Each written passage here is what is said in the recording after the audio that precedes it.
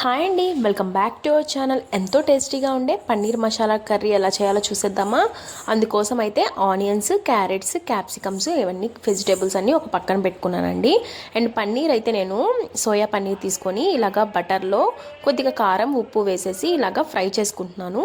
ముందుగా ఇలా ఫ్రై చేసుకోవడం వల్ల ఏంటి అంటే ఇవి సపరేట్ అవ్వకుండా అండ్ విరిగిపోకుండా చాలా బాగుంటుందన్నమాట. అండ్ అదే ప్యాన్లో కొద్దిగా ఆనియన్స్ తీసుకున్నాను. ఇందులోని మీరు బిర్యానీ మసాలా ఇంగ్రీడియంట్స్ కూడా వేసుకోవచ్చండి. నేను కొద్దిగా స్పైస్ తగ్గిద్దామని వేసుకోలేదు.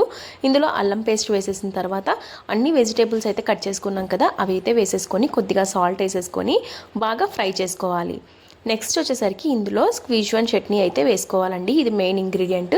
తర్వాత గరం మసాలా, ధనియా పౌడర్ అయితే యాడ్ చేసుకోవాలి. హోటల్ స్టైల్లో రావాలి అంటే స్క్విజ్వాన్ చట్నీ అనేది అస్సలు మిస్ చేయకండి. అండ్ ఈ వెజిటేబుల్స్ అనేవి కుక్ అవ్వాలి కాబట్టి కొద్దిగా వాటర్ అయితే వేసుకున్నాను.